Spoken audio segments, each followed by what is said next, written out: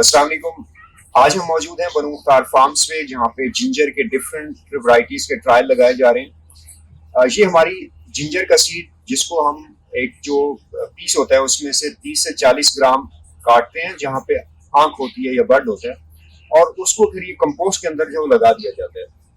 ये तकरीबन को 40 डेज के बाद जाके एक जो स्प्राउट है वो तैयार होता है इस तरह, और फिर 40 डेज के बाद 40 दिन की जब ये हो जाती है नर्सरी के अंदर, तो इसको फिर जमीन के अंदर जो शिफ्ट किया जाता है। अगर हम इसके मीडिया की बात करें कि जो कंपोस्ट इसके अंदर यूज किया जाता है, उसके अंदर 8:1:1 रेशो रखी जाती है, यानी कि 8% जो है आपका कंपोस्ट होता है, 1% वर्मिकुलाइट और 1% आपका परलाइट।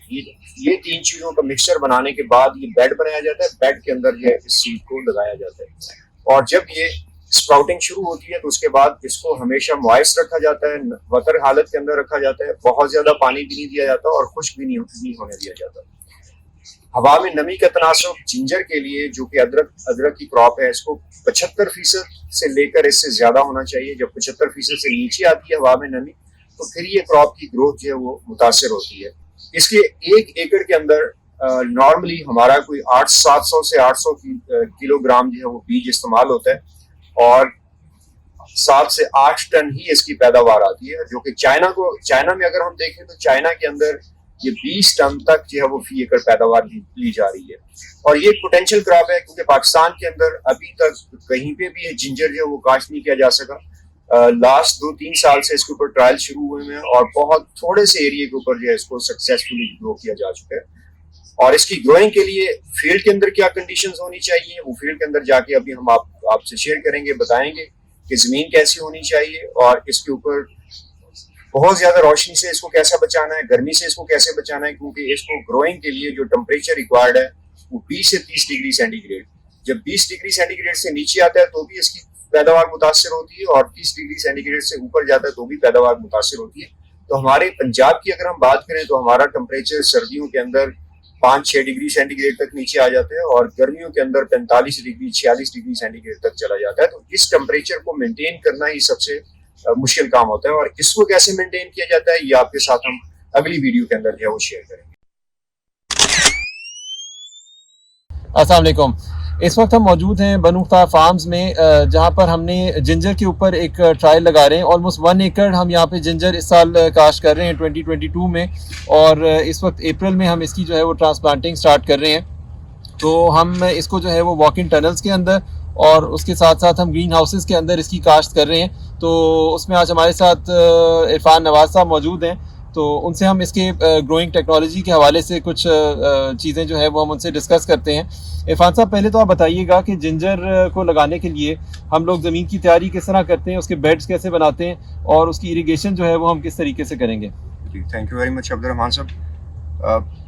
बेसिकली जो जिंजर की क्रॉप है ये ऐसे इन्वायरमेंट के अंदर होती है जहाँ पे टेम्परेचर मुतदिल हो पूरे साल, 20 डिग्री सेंटीग्रेड से लेकर 30 डिग्री सेंटीग्रेड तक, और जहाँ पे बहुत ज़्यादा गर्मी ना हो, बहुत ज़्यादा सर्दी ना हो। तो उस इन्वायरमेंट के अंदर ये होती है। तो क्योंकि पाकिस्तान के अंदर ऐसा इन्वायरमेंट नहीं है, तो इसको आर्टिफिशियली जो है वो मसनूई इन्वायरमेंट क्रिएट करके फिर पैदा किया जा सकता है। और यही वजह है कि पाकिस्तान के अंदर पिछले कई दहाइयों से सारी जिंजर हम चाइना से इंपोर्ट कर रहे हैं, और यहाँ पे लोकल प्रोडक्शन हमारी जो है वो बिल्कुल ज़ीरो है। तो पिछले साल से हमने ट्रायल शुरू किए, और उन ट्रायल्स के अंदर जो है वो पिछले साल हमारी सिर्फ बेड्स के ऊपर कंपोस्ट डाल के हमने लगाए, और इस साल हमने उसके अंदर जो है एडिशन की स्प्रिंकलर्स की, कि हमने नमी के अंदर, हवा के अंदर नमी की जो मिकदार है उसको 70 डिग्री से इंक्रीज़ करना है। और जो ज़मीन की तैयारी है, बेसिकली जो आपने क्वेश्चन किया, ज़मीन की तैयारी के अंदर हम सबसे जो मेन इंपॉर्टेंट चीज़ होती है वो ऑर्गेनिक मैटर होता है, कि ऑर्गेनिक मैटर आपका जो है वो 2% तक इसके अंदर जो वो होना चाहिए।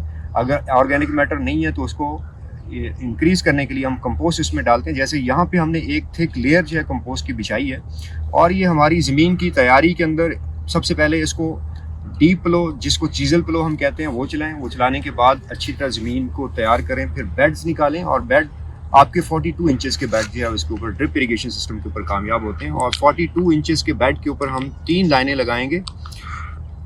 पौधे से पौधे का फासला हमारा 8 इंच होगा, और लाइन से लाइन का फासला हमारा 11 इंच होगा। और इस तरह हमारे एक बेड के ऊपर 42 इंचेस के बेड के ऊपर जो है वो 3 लाइनें आएंगी, और इसके दरमियान में 2 ड्रिप लाइंस आएंगी जिनको दोनों साइडों के ऊपर जैसे इरीगेट करना है। तो बेसिकली ज़मीन को हमने वतर हालत के अंदर रखना होता है। ओवर मॉइस्चर जो है वो भी इसके लिए, इसकी जो डिजीज़ होती हैं, रूट्स की डिजीज़ आती हैं, उससे बचाने के लिए और मॉइस्चर से भी बचाना है। और अंडर इरीगेशन जो है वो भी इसके लीव्स को जो है वो किल कर देती है।